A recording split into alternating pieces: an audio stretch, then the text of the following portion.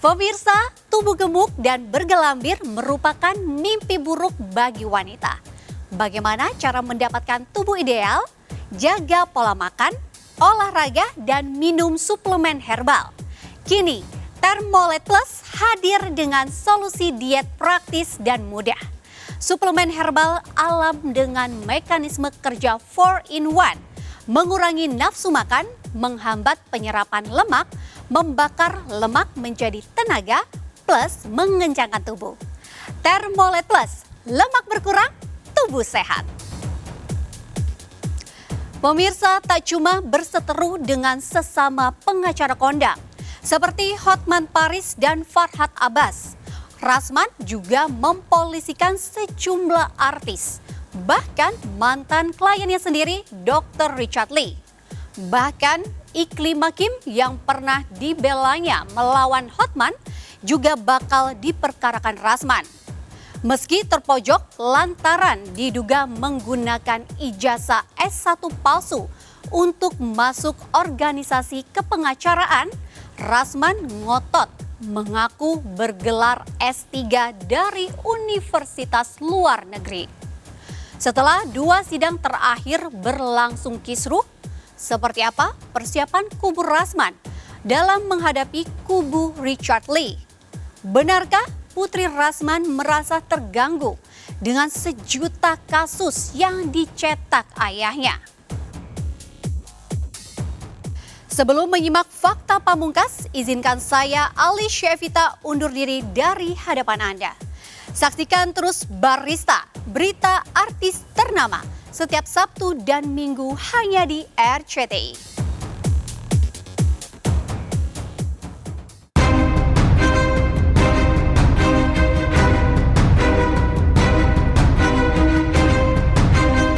Di media sosial, Rasman Nasution menggunakan nama akun yang tak kalah mentereng dari Hotman Paris.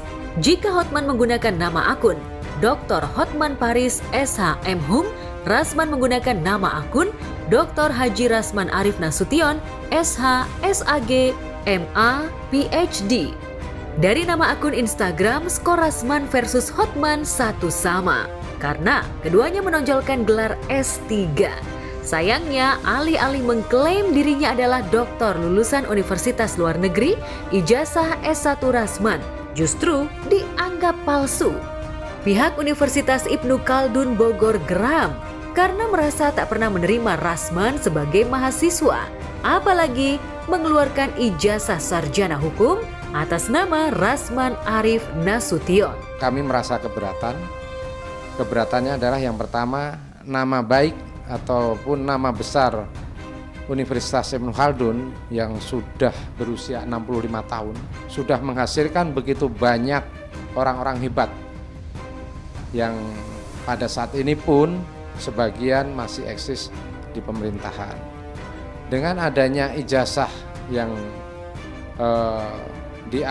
diterbitkan oleh UIC kemudian digunakan oleh seseorang yang mohon maaf agak kontroversial, tentu ini merupakan presiden yang tidak baik. Kalau di sini tidak pernah sama sekali. Saya berani menyatakan itu karena memang tidak pernah, bahkan mendaftar di sini juga tidak. Dan itu saya ada buktinya, tanda terima pembayaran bukan kami yang mengeluarkan juga.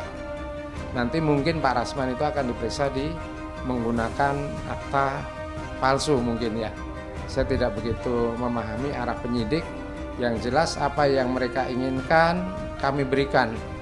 Ada 4 bundel setebal ini yang kami sampaikan ke penyidik dan beliau-beliau sudah mulai memeriksa. Saya kan hanya mahasiswa, daftar kuliah, ujian, sudah selesai. Apa masalah di situ? Data saya SPN sudah dikirim 2014 ke pihak L2 Dikti Kopertis Jakarta. Nah, perkara itu tercover oleh pihak L2 Dikti, apa urusannya ke saya? Nah, sekarang saya sudah punya surat dari yayasan ada, dari biro rektor ada, mengatakan bahwa saya sah sebagai mahasiswa dan memang terdaftar 2010 dan tambah 2014. Kami itu, saya dapat informasi, ada 800 orang yang diwisuda. Kalau begitu, apa seorang ini tersangka semua nih, satu naik sidik semua nih.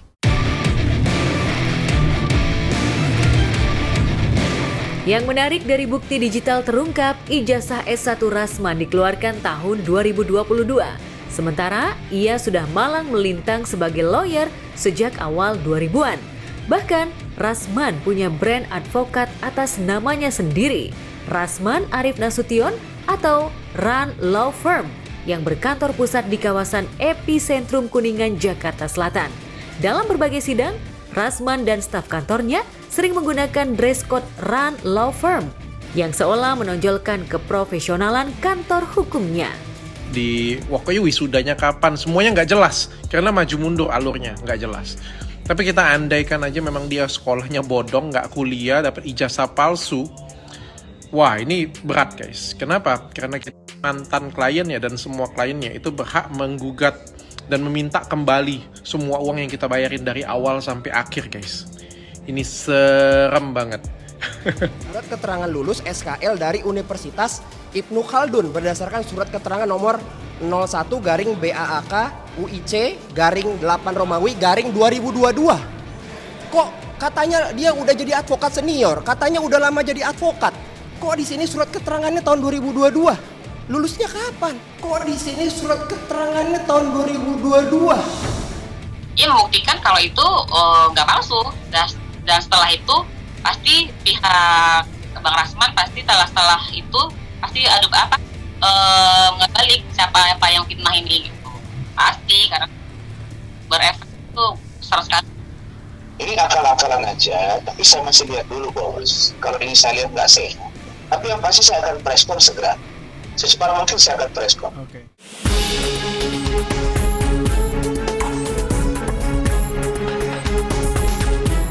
Sebagai istri, Ade Suryani bersumpah bahwa dirinya pernah menemani Rasman kuliah di luar negeri. Demikian pula Bella Luna, mantan istri Rasman, pernah ke Malaysia untuk menemaninya ke kampus, di mana Rasman mengambil kuliah S2. Bahkan Dennis Karyesta pun kabarnya tahu latar belakang pendidikan Rasman. Jika Rasman baru lulus S1 tahun 2022, mungkinkah ia menggunakan ijazah S1 palsu untuk mendaftar kuliah S2 dan S3? Nah, kalau perdamaian ini hampir dikatakan tidak mungkin ya.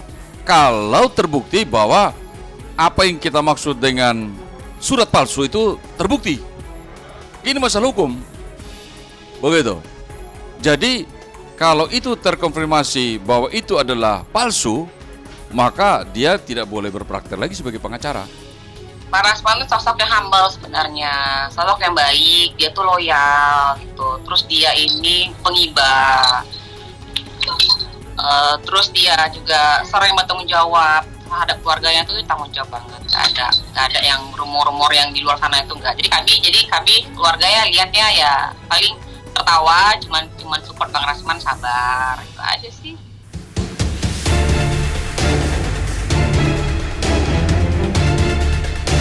Terlepas dari dugaan ijazah palsu, Rasman adalah sosok pengacara yang fenomenal.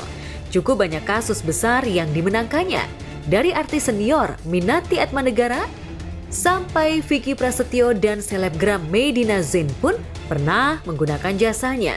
Meski begitu, Rasman juga getol melaporkan musuh-musuh kliennya, seperti Dennis Karyesta dan Uya Kuya yang menjadi musuh Medina Zain dilaporkan oleh Rasman. Karena salut dengan sikap fair Uya, Rasman akhirnya mencabut laporan atas suami Astrid Margareta itu. Lantas, bagaimana laporan Rasman atas Dennis Karyesta dan Farhad Abbas yang dilayangkannya ke Polda Sumatera Utara? Kalau yang di Polda Sumut, itu perkembangannya sudah pada proses untuk Dennis. Kemarin proses mediasi, Dennis tidak datang. Jadi mungkin akan dilanjutkan pada pokok perkara. Jadi masih sebatas penyidikan aja, masih sebatas pemeriksaan ya Bun ya? Masih sebatas pemeriksaan dan upaya sesuai dengan SK 3 Menteri bahwa itu kan harus dimediasi. Jadi ternyata Denis nggak hadir, makanya kita anggap mediasi gagal. Ini sudah panggilan klarifikasi. Maaf, sudah mediasi dia nggak datang. Ini akan digelar. Nah, kemudian kita lihat nanti sidik atau tidak. Kalau macam-macam, ya saya ambil tindakan hukum. Saya nggak main-main, penyidiknya lebih fair. Tapi dengarkan itu, jangan coba-coba dari masalah. Kalau dasarnya saya sudah cukup kuat itu, nggak bisa mereka menghindar itu kalau terhadap Denis, kau sampai kiamat pun dan kroni-kronimu tidak akan bisa berhasil menjatuhkan saya. Yang benar kau tuh nggak ngerti. Orang kau nggak sarjana barangkali. Saya ini dokter. Bagaimana kau mau menganalisa saya? Kamu telah... Dan mereka ini orang-orang yang sabar dihajar. Karena mereka ini berpindah ke klien yang lain gitu. Berpindah ke pengacara, sombong banget. Kelewatan. Dan saya pikir ya udahlah, memang kawan sekawan, tapi dia juga ngelawan kita, ya udah kita lawan. Saya pernah melaporkan dia pidana. Dan dia minta maaf, dia kembalikan uang walaupun tidak full. Sekarang banyak yang membuat laporan-laporan lagi. Makanya kita akan lakukan dampingan. Beberapa pengacara juga ada yang melaporkan, termasuk undang-undang darurat tentang perampasan peluru milik polisi. Oleh karena itu kita akan menghadapi keras lawyer-lawyer yang sombong dan arogan. Saya Farhad ini kan sudah kalah rating dibanding Rasman. Buktinya tiap minggu Rasman, tiap hari Rasman. Kemarin udah sempat sulung sebentar. Rasman lagi. Dia mungkin pengen seperti saya, tapi kan hidup ini kan setiap orang ada masanya. Setiap masa ada orangnya. Jadi dia harus, ketika masa itu ada di Anda harus pandai-pandai menggunakannya. Momentum itu nggak datang 2 kali, Pak. Momentum datang sekali. Kesempatan datang sekali. Ketika kesempatan itu ada, Anda ambil kesempatan dengan baik dan jaga, oleh Anda akan bisa jadi orang top untuk jangka waktu yang panjang. Tapi kalau Anda memelihara sengaja menciptakan kegaduhan kiri dan kanan, terus campur urusan orang, terus Anda jadi populer dari situ, itu kotor. Sekarang saya tanya urusan dari Farhad, saya nggak ada utang sama dia nggak pernah ada masalah sama dia.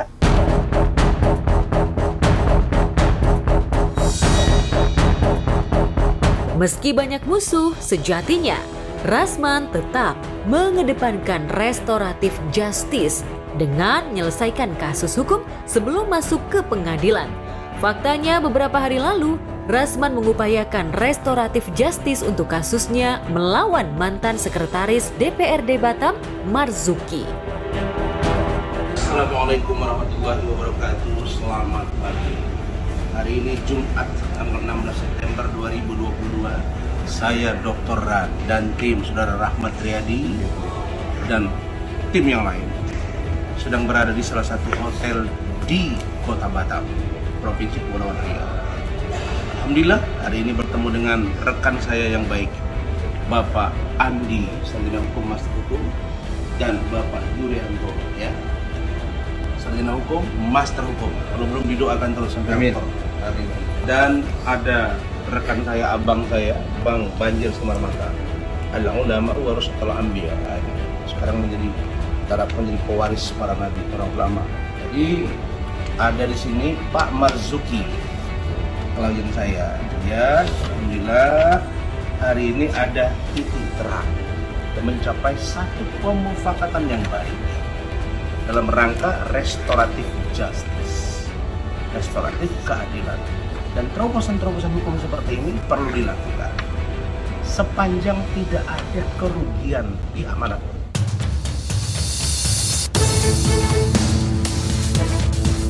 Lalu mungkinkah kasus pencemaran nama baik Rasman melawan Hotman Paris, Denis Karyesta, dan Farhad Abbas yang juga belum P21 bisa diselesaikan dengan restoratif justice? Apa urgensinya Rasman dilawan? Iya. Kan itu, saya ini ribut dengan Hotman karena saya duga dia bermain sehingga terjadi kekisruan antara saya dengan Richard. Dan itu sekarang terbukti. Nah, biarlah kami bertiga yang berseteru. Kenapa ikut Farhad, ikut Denis, ikut Uya? Itu Bagi saya ya mereka itu hanya ingin cari popularitas dari bahu saya. Buat apa ribut-ribut, berdamai kali bagus. Toh masalahnya apa sih sebenarnya gitu? Yang dilaporin juga nggak jelas, yang ini juga nggak jelas. Pokoknya semuanya pada nggak jelas gitu. Fitnah-fitnahan gitu. Buat apa sih? Gitu. Allah juga marah kan, ribut-ribut terus gitu. Apalagi mereka kan kemarin tuh sebelum ini berteman.